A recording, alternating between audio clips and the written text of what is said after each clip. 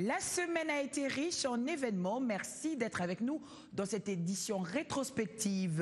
À la une, les étudiants de l'université Révérend Kim ont étanché leur soif en connaissance d'Internet à haut débit grâce à l'exposé dont ils ont bénéficié sur la fibre optique de la part du ministre Trifon Kinke Mulumba. Une incursion des rebelles rwandais FDLR a été signalée samedi à Kabulo dans le Katanga, affirmation faite par les lieutenants Carlos Kalume de la presse militaire qui a indiqué que les FARDC ont réussi à tuer 3 rebelles au cours de la riposte. Enfin, plus question de vendre la bière avant 17 h dans les bistrots non couverts. Cette décision de l'autorité provinciale veut mettre fin à la pollution sonore dans la capitale. Les bistrots et autres débits des boissons qui exercent en plein air à Kinshasa n'y vendront plus la bière avant 17 h, mesure prise par l'autorité provinciale. Dans la commune de Kalamou, par exemple, le bourgmestre qui soutient cette décision a affirmé samedi que cette mesure vise à assainir la ville et à lutter contre la pollution sonore occasionnée par l'étalage de ces terrasses. Mais cette décision n'enchante guère les tenanciers des débits de boissons qui déplorent les pertes dans les ventes journalières. Nous y reviendrons. Le gouvernement, à travers son porte-parole Ambert Mende Omalanga, est monté au créneau jeudi. Il était question d'éclairer l'opinion sur le propos tenu sur Radio France Internationale concernant la situation sécuritaire en République démocratique du Congo. Ambert Mende Omalanga, on l'écoute. Cette information est passée en boucle sur les ondes de RFI hier, mardi 1er avril, et mardi 1er avril, on a tenté de faire croire qu'il fallait pratiquement refondre l'ordre des priorités en matière de sécurité dans notre pays et dans la région des Grands Lacs. On a annoncé que l'offensive des forces armées de la République démocratique du Congo, avec l'appui de partenaires de la MONUSCO contre la rébellion Hutu rwandaise de FDLR, réfractaire au désarmement volontaire, était en train de patiner. Tout en constatant le déploiement effectif des forces régulières congolaises et de la brigade d'intervention de la MONUSCO dans les zones où les FDLR se sont repliés, nos amis de RFI nous ont quelque peu surpris en donnant l'impression d'évaluer un processus que nous avons programmé sur une année en limitant son appréciation sur 3 semaines seulement. Affirmer comme ils l'ont fait que l'offensive des forces gouvernementales n'a duré que quelques heures et qu'aucune nouvelle attaque n'a été menée relève simplement, à notre avis, d'une méconnaissance des principes élémentaires qui régissent ce type d'opérations militaires offensives qui sont tout sauf une partie de plaisir. Balayer d'un revers de la main, comme ils l'ont fait, on ne sait trop sur quelle base rationnelle, toutes les considérations relatives à la complexité de la situation dans ces zones, notamment du fait que nombre d'éléments résiduels des FDLR se sont constitués un bouclier humain en contraignant nos concitoyens à vivre avec eux dans leurs repères dans les forêts, ne paraît guère éloigné de la mauvaise foi. Autre gros titre de l'actualité cette semaine, le sommet Afrique-Europe, des assises basées sur la coopération essentiellement, mais la situation dramatique que vit la République centrafricaine en proie à de heurts meurtriers entre chrétiens ou animistes anti-Balaka et musulmans Séléka a été au menu des entretiens. La présidente Catherine Samba-Panza était présente dans la capitale belge et la République démocratique du Congo s'y était fait représenter par son ministre des Affaires étrangères Raymond Tshibanda Tunga Mulongo. Le représentant spécial du secrétaire général des Nations Unies en RDC a fixé l'opinion sur les critères et les stratégies de la nouvelle vision de la force onusienne en RDC dans le renouvellement du mandat de la MONUSCO. C'était au cours du point de presse hebdomadaire de mercredi. Écoutons Martin Kobler. Plus flexible, plus souple et moins statique, tels sont les atouts de la nouvelle résolution 2147 de la MONUSCO. Une résolution qui prend en compte la protection civile, la stabilisation ainsi que le respect de l'accord cadre d'Addis Abeba. Face à la presse ce mercredi, Martin Kobler a déclaré que la MONUSCO ne quittera la RDC qu'au moment où la situation deviendra stable. La résolution 2147 veut également qu'une stratégie soit élaborée en vue de préparer le retrait de la MONUSCO.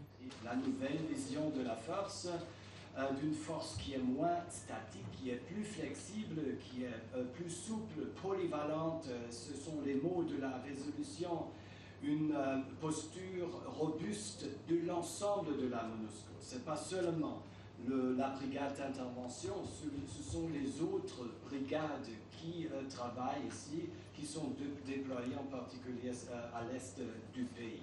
La force de réaction rapide, c'est une condition qui est aussi nommée dans la résolution de remplacer la brigade d'intervention.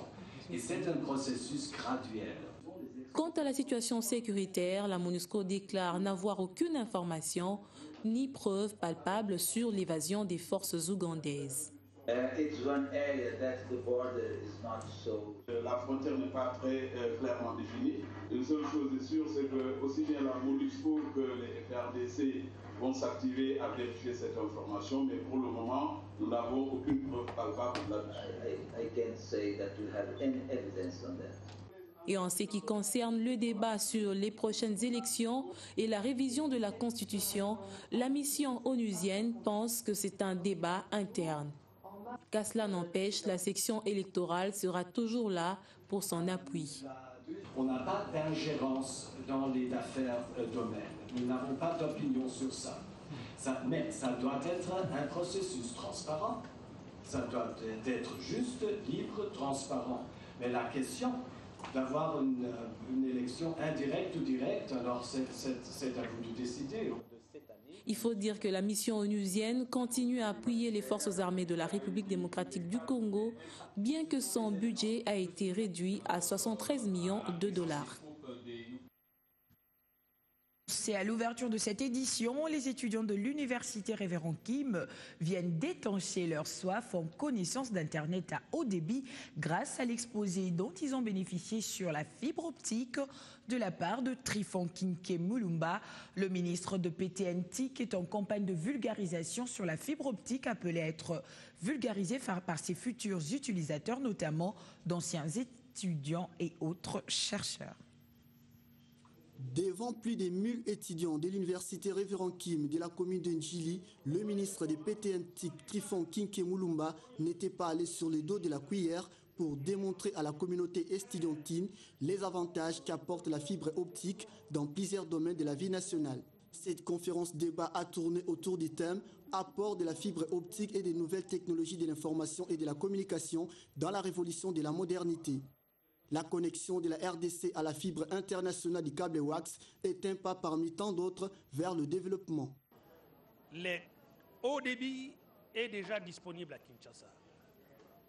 Nous sommes le long du boulevard Lumumba. Le câble à fibre optique passe par ici. Il suffit d'assurer une connexion. Eh bien, toute l'université va être noyée sous le haut débit. Voilà. Nous pensons que nous sommes déjà en retard. Il est grand temps que nous puissions vulgariser tout le bienfait qu'apporte la fibre optique, le haut débit, le très haut débit, le ultra haut débit. Parce que le téléphone portable n'est pas fait pour passer des appels ou s'échanger des textos. C'est tout un environnement d'économie numérique. La fibre optique, par les hauts débits, par les très hauts débits, qu'elle rend possible, apporte la modernité dans notre pays. À travers cet exposé du ministre des PTNTIC, les étudiants ont finalement enrichi leurs connaissances sur ces deux concepts, à savoir la fibre optique et les NTC. Nous soyons au moins à mesure d'être informés sur le plan de la communication et de l'information. Et sur base de cela, qu'à se tienne que nous pouvons avoir au moins une idée sur la base de la fibre optique. La fibre optique, nous pouvons attendre à des révolutions sur la modernité qui seront liées à différents domaines, sur le plan informatique, sur le plan par exemple sur l'infrastructure de la RDC et différents domaines. Là, j'en suis vraiment content. Cette séance accordée aux étudiants de l'université Révérend Kim a inauguré une série d'autres conférences que compte organiser le ministère des PTN-TIC pour l'appropriation et la compréhension de la fibre optique et des NTC. C'était une rencontre de grands enjeux au cours de laquelle se sont retrouvés plusieurs acteurs de l'environnement et des différents partenaires. Des assises organisées par la Banque mondiale axées sur la croissance verte. Les participants se sont accordés sur les stratégies et pour faire de cette thématique une réalité et une des solutions aux problèmes des réglementations climatiques. Corinne Saboué.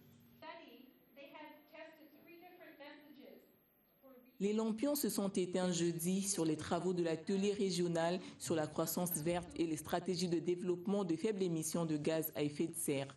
Les représentants de plusieurs pays se sont réunis autour d'une même table pour échanger leurs idées sur les politiques qui peuvent être menées pour que cette croissance verte soit une réalité.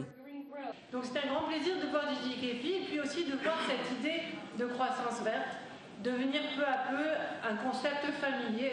Ça n'est pas encore une réalité sur le terrain, mais ça commence à devenir un concept familier, qu'on appelle ça croissance verte ou économie verte, ça nous est égal.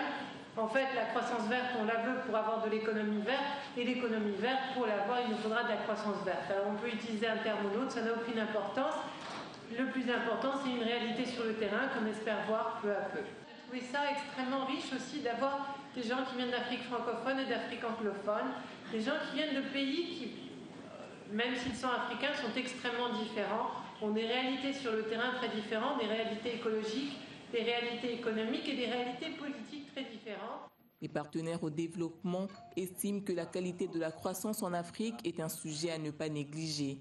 Il est très important que les experts et les hommes politiques également, à partir de demain, puissent entrevoir et se mettre d'accord sur les enjeux de la soutenabilité du développement, de la qualité de la croissance et également de comment l'Afrique peut, de manière progressive mais continue, améliorer la qualité de vie de ses populations sans détruire ses ressources naturelles. Plusieurs sous-thèmes ont été abordés par les participants à travers une variété de sessions. Le thème de notre séance, c'était le changement de comportement. Alors, reconnaissant que le comportement de tous et chacun des citoyens est vraiment critique pour avoir vraiment une économie, une croissance verte.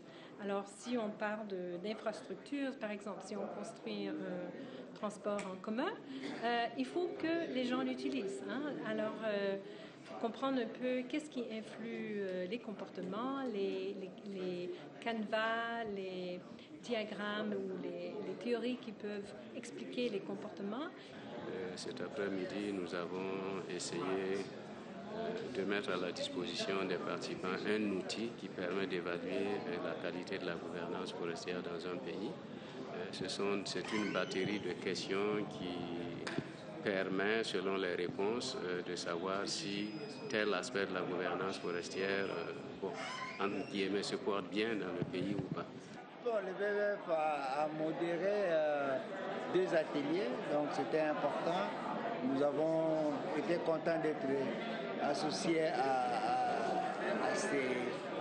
cette activité parce que nous avons justement un programme sur l'économie verte qui est opérationnel depuis 2 ans. Et là, nous pensons qu'avec ce genre d'échanges, nous pouvons bien améliorer nos stratégies économiques vertes sur base des informations des autres pays, non seulement en Afrique, mais en Amérique latine, mais aussi en Indonésie.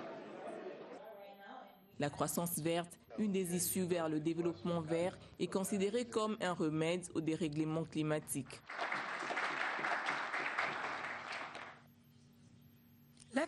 La troïka stratégique n'a pas dérogé à la règle lundi et, comme à l'accoutumée, elle s'est réunie à l'hôtel du gouvernement sous la direction du Premier ministre Augustin Matata Ponyo pour scruter les questions économiques du pays.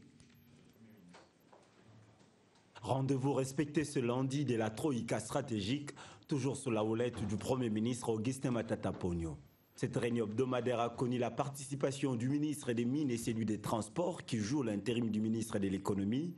Il était question de discuter sur l'évolution du cours du cuivre, notamment sur le marché mondial. Selon les explications du ministre des Mines, il n'y a pas de risque majeur d'un détournement qui pourrait ramener le pays à des situations telles que connues en 2008. Bien au contraire, on note qu'il y aurait une vraie diversification au niveau de la production minière en RDC. Autre chose épinglée dans cette réunion, la stabilité des taux d'échange. Pour ce faire, la Banque centrale du Congo, grâce à sa politique de dédollarisation, a amorcé une politique d'achat de devises.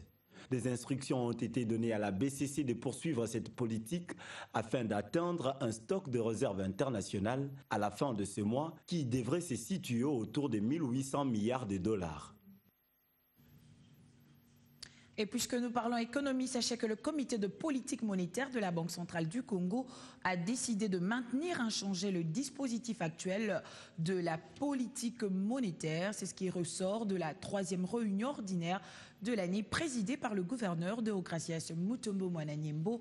Ainsi, le taux de change demeure-t-il, le taux directeur depuis le 8 novembre 2013 demeure-t-il à 2% et 7% pour les dépôts en devises à vue et à terme, 7 et 3% sur les dépôts en monnaie nationale à vue et à terme.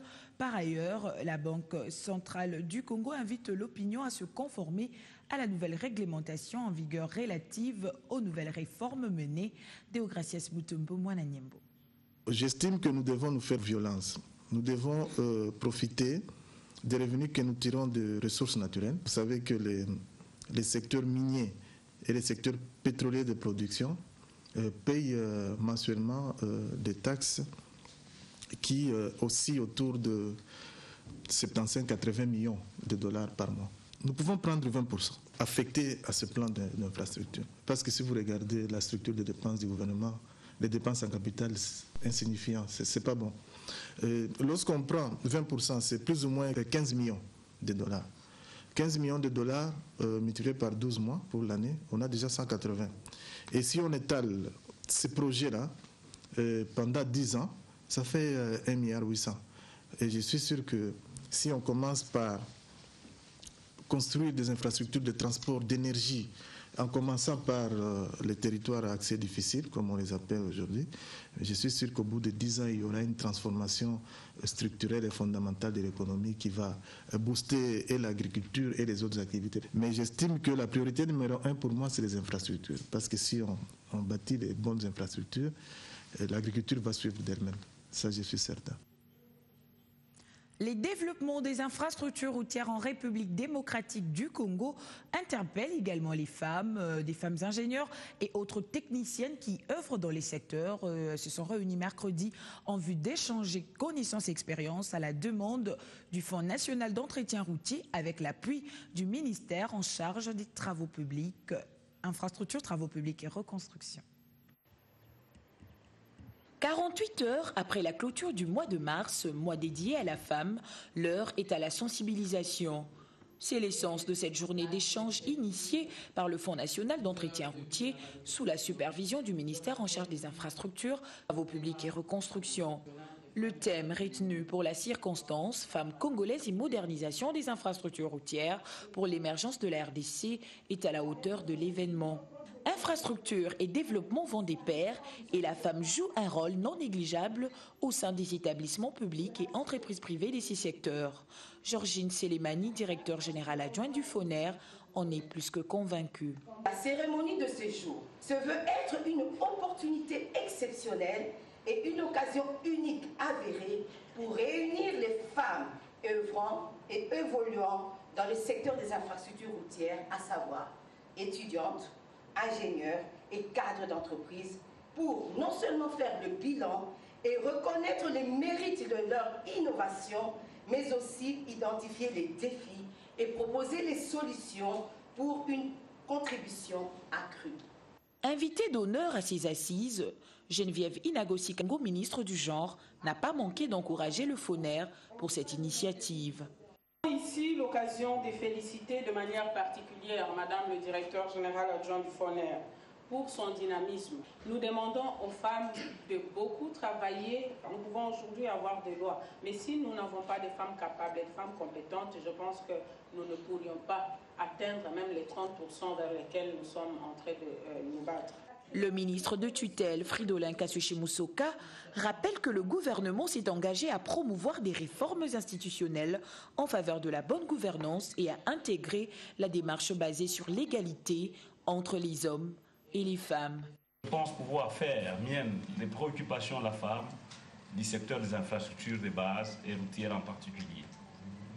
L'état des lieux, les défis et les perspectives présentées constituent une base de données statistiques utiles qui seront utilisées pour l'orientation des politiques, la prise en compte accrue du genre. Les différents exposés ont permis de faire un état des lieux sur la faible représentativité des femmes dans les secteurs routiers. Parmi les recommandations formulées, initier des campagnes de sensibilisation dans les écoles à l'endroit des jeunes filles pour qu'elles apprennent à aimer le métier d'ingénieur. Le Fonds national d'entretien routier a également remis un chèque d'appui pour la recherche féminine à la femme ingénieure Thérèse Isaïe.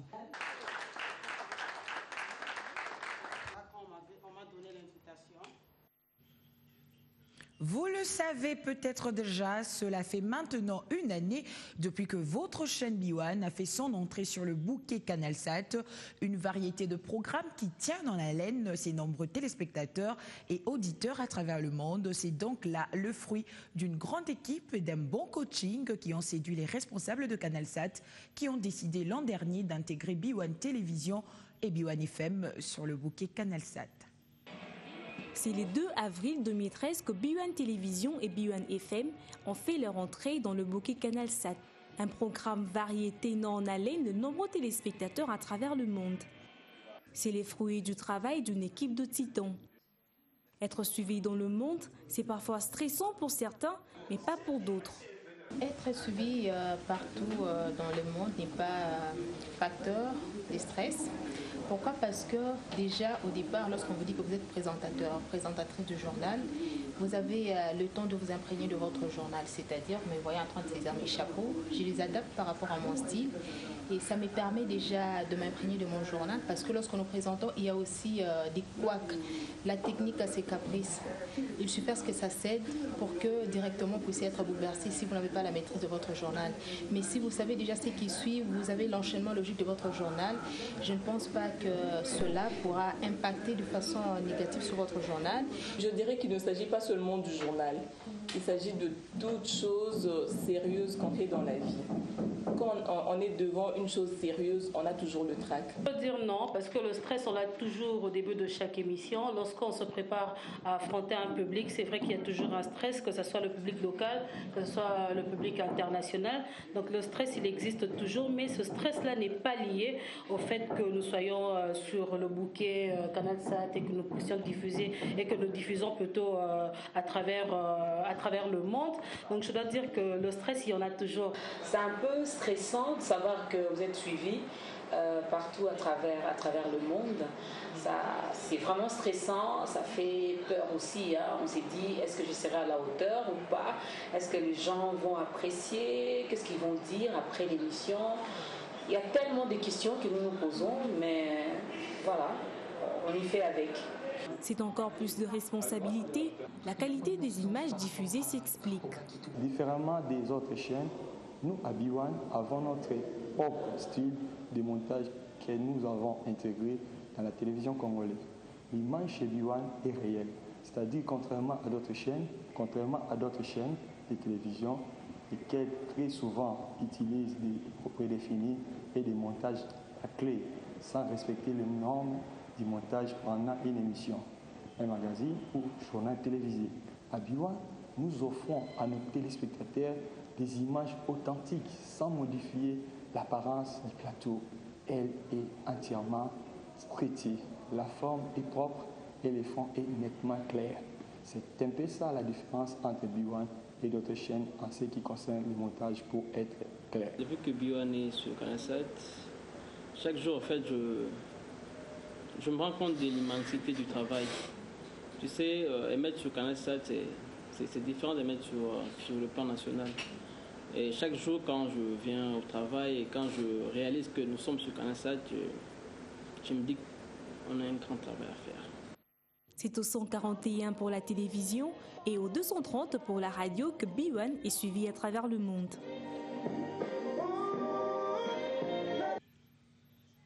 Toute la grande équipe B1 vous remercie donc de votre fidélité.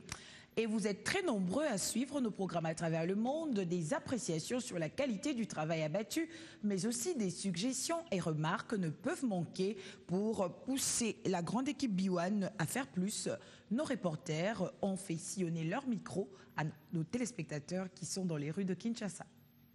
Sur B1, je crois que j'aime ta grandeur, une émission là. Il y a une dame et un monsieur là qui présentent. J'aimerais que B1 introduise aussi dans ses programmes le match. Parce que ce n'est pas tout le monde qui a la possibilité d'avoir un décodeur pour suivre les matchs. Qu'ils essayent de mettre un peu aussi des émissions concernant le match. Plusieurs programmes tels que B1 Show, l'émission Ta Grandeur de Tonton Tchako d'Amour, Tapis Rouge aussi, et plein d'autres, des films. Souvent, je suis fashion show. J'aime les tapis rouges, j'aime entre guillemets. C'est bien, ça me plaît beaucoup. Ça permet plus ma connaissance. Ce que nous apprécions, c'est la détermination et la volonté de ces dirigeants ou de son comité directeur à pouvoir aller toujours de l'avant, briser les barrières et offrir toujours un service de qualité. B1 présent sur le satellite. Je tiens d'abord à vous féliciter. À féliciter la qualité de vos émissions, surtout aussi de ces animateurs. Et je pense que vous êtes une chaîne très innovante et je tiens sincèrement à féliciter l'ambassadeur Moutamba pour tout ce qu'il fait avec toute son équipe, vous. Et nous souhaitons vraiment être accompagnés dans notre développement par B1 de telle sorte à ce qu'aujourd'hui nous puissions briser les barrières de l'information pour être visible partout dans le monde et pouvoir développer nos différentes marques. B1 sur Canal 7, sur satellite, c'est une bonne chose, c'est une fenêtre de plus de la République démocratique du Congo sur le monde. Ça comble quand même un petit manque.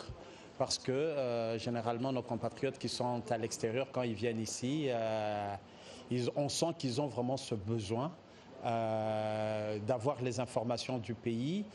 Et B1 est quand même parmi les chaînes, je ne sais pas si je me trompe de beaucoup, qu'on peut catégoriser comme étant sérieuses. Rendons-nous en province, précisément dans le Kasaï occidental où les députés provinciaux sont désormais dotés d'un hémicycle où ils ont d'ailleurs ouvert leur session de mars avant l'inauguration officielle de cet édifice financé par la Banque mondiale. La session de mars à l'Assemblée provinciale du Kasaï occidental s'est ouverte sous une ambiance particulière. La raison, c'est ce bâtiment, le Capitole. L'organe délibérant de cette province n'a pas attendu l'inauguration de sa salle pour lancer la session ordinaire de mars. L'événement justifie la présence du gouverneur de province, de vice-gouverneur ainsi que des membres du gouvernement provincial. Nous ouvrons cette session dans ce bâtiment inachevé et non équipé. La raison en est simple.